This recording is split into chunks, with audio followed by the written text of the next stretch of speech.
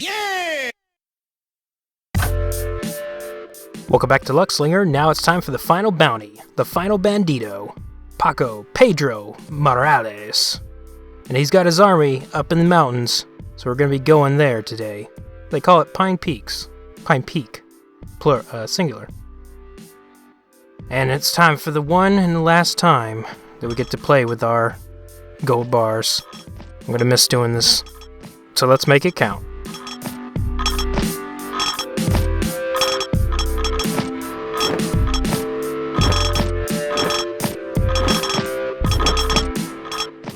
Alright, that's enough of that.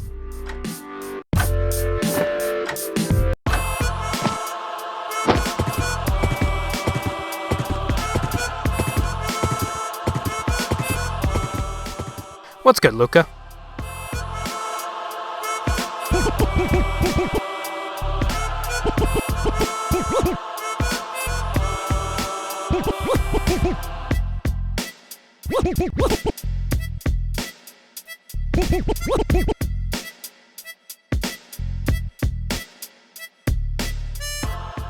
Huh, not quite sure what you mean, but anyways, it's time to go to Pine Peak. Well, hello there. Didn't see you drop into town. What's up?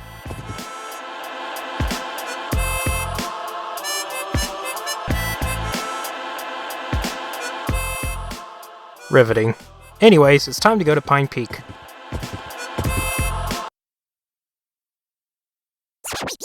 Yeah!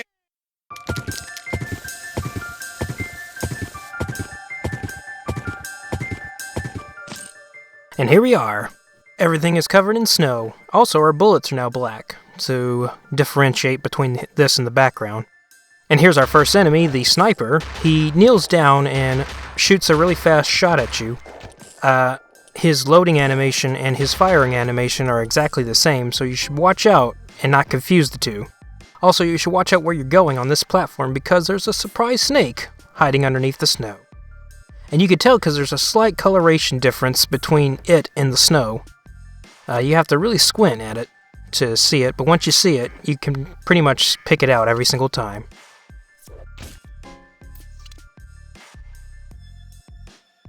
And here's the next enemy, well, he doesn't exactly have a name, but he does throw a pistol that fires all sorts of shots in all directions. I guess that's where the hobo learned his weird-ass throwing guns in the air trick. Also, knife guys are here, and they take a lot of shots. And the regular gunman got an upgrade because now he can jump. That's it. And he takes more damage. Also, you want to be very careful because you want to get as much luck as you can because the Russian roulette game is really early in this level, so we need all the luck we can get.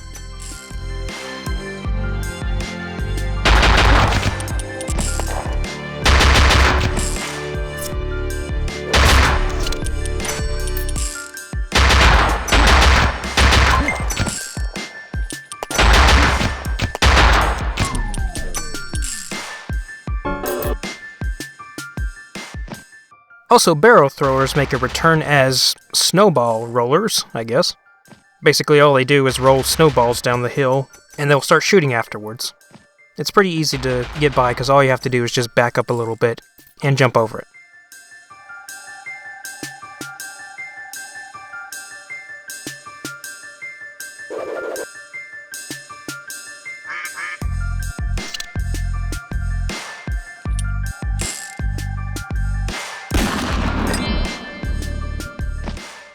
I should note that if you have enough luck, sometimes there'll be a guy standing at the top of this chimney and he'll give you a sub-weapon. And since this is the last level, we're gonna just spend as much money as we can on these gambling tents and exhaust all their prizes. If I can, I'll try. Yeah, I don't think this one's biting, so we're moving on. During this section, you might want to be very careful because there's a lot of knife guys hanging out in the trees. And I hope you've been practicing your knifing skills because it takes every amount of damage you can deal out in order to take one down.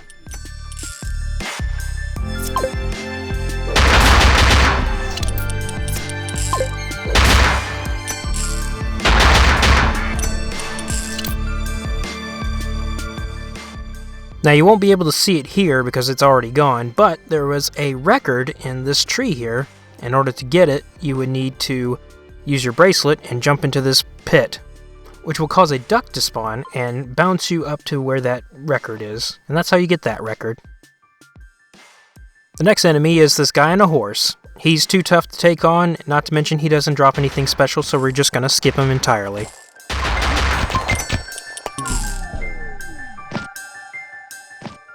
Going to activate my bracelet to make a checkpoint spawn here, because this is the absolute hardest crescendo event in the entire game, mostly because of the ice.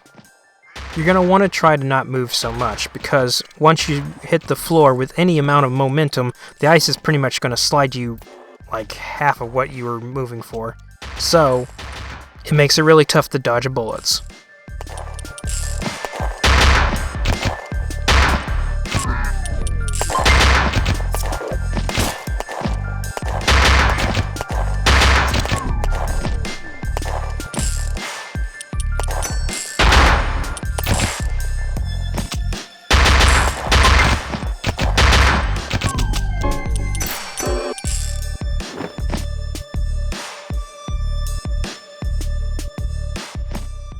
Especially here, when there's a sniper guy trying to nick you with one of his bullets.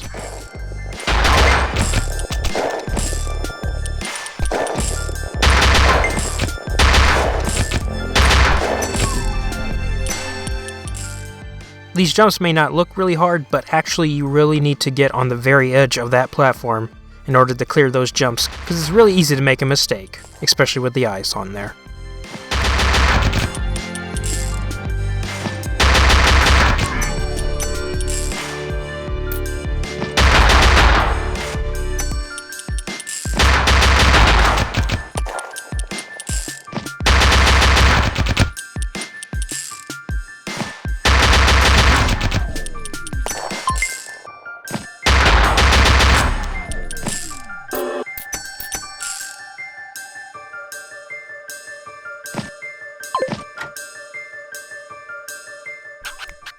So the best way to approach this part is to either use your bracelet's power, or you could just rush at him with a knife throw as soon as you land, and then unload all of your bullets at once. But that's really tough to do, and it's really tough to dodge bullets on that tiny platform, so your best bet is the bracelet. And this next guy, you can just rush him, because he'll have nothing to do as soon as he throws his little pistol thing. And in this next part, we just want to keep moving as fast as we can, and spend no time dilly-dallying.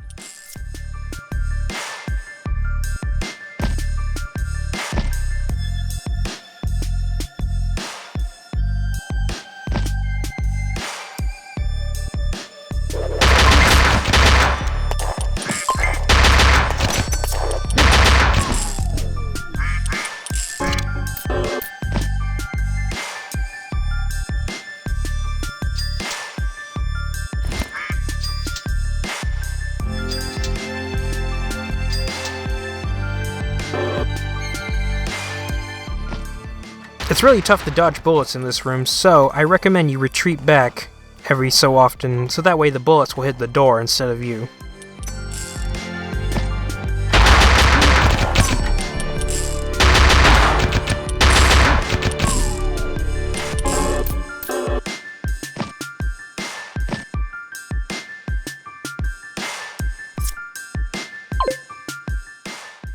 Also, this lumberjack is really tough. It takes like almost 3 loads and 2 knives to kill. Holy crap.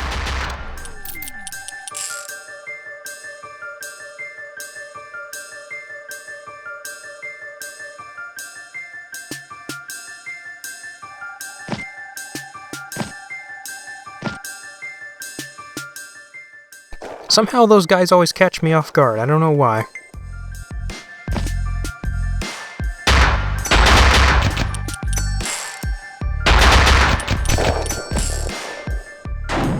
Also, it should be mentioned that these guys are so tough that they can survive a single shotgun shot or a single dynamite hit.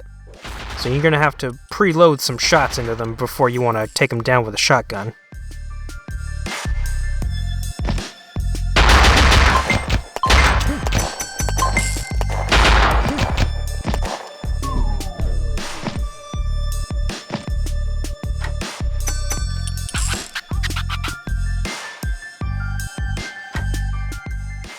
And there's our escaped prisoner, but it doesn't seem like there's a way to get up to him.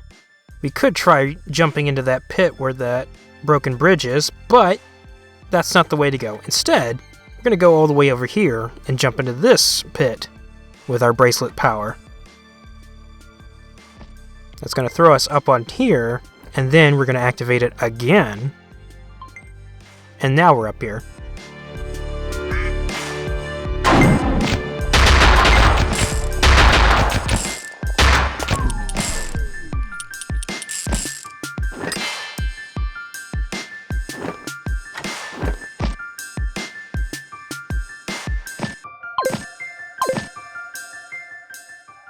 And that is the end of the level. It's now time for the boss.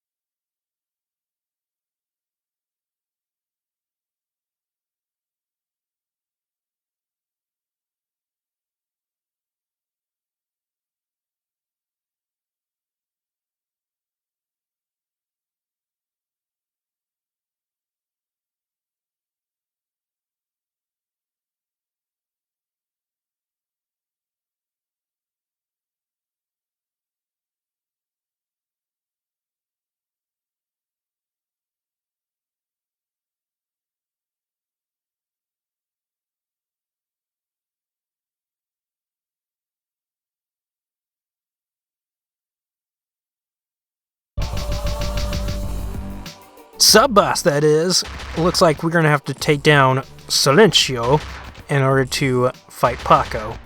Silencio is pretty easy to fight, because all you have to do is just jump over him, and then dodge his, I guess those are darts. And your jump is floaty enough to clear both of those things, so it's not much of a problem. However, it does require a lot of concentration in order to continuously do over and over again. Well, at least for Phase 1. Once we get into Phase 2, he actually changes up his pattern a little.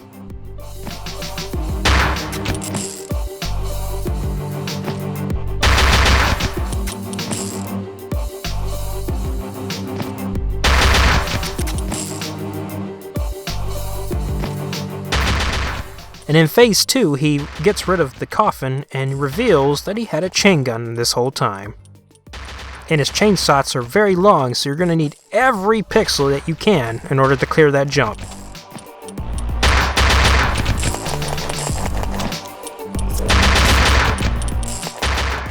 And that is the fight. Now let's go take on Paco.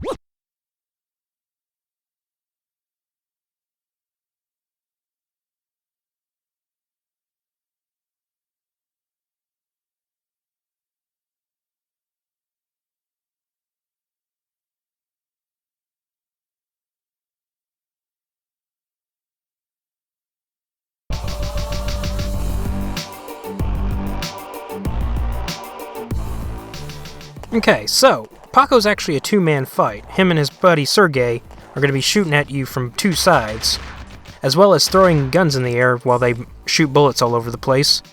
Afterwards, they're going to exchange hats odd job style, and that is pretty much their entire pattern.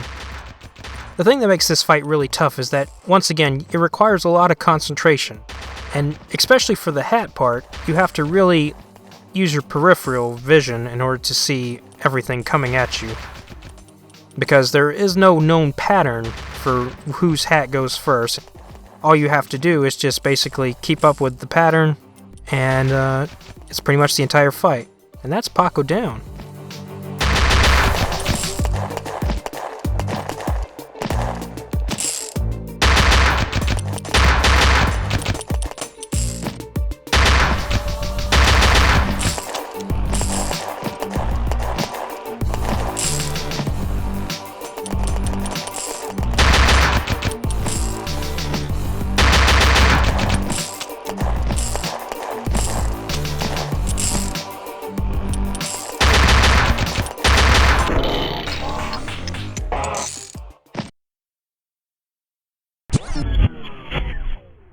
Well, we did exactly what Lucas said, but what if we actually did take down Sergey first?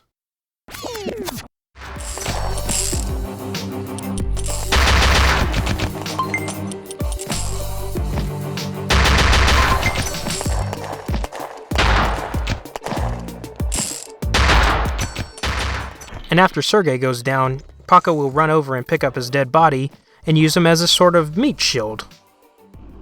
So now it's really, really tough to get a shot in on him. The only way you're going to get a bullet on him is if you hit his sombrero. That, or if you use your knife, because the knife pierces through both of them. As well as if you have a boomerang, that will also work too. Other than that, you basically just turn this fight from a short fight to a really long fight. So let's skip ahead a little.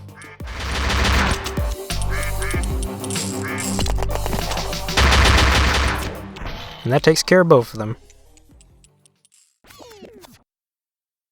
Well, that about does it for this video. Hope to catch you next time. See ya.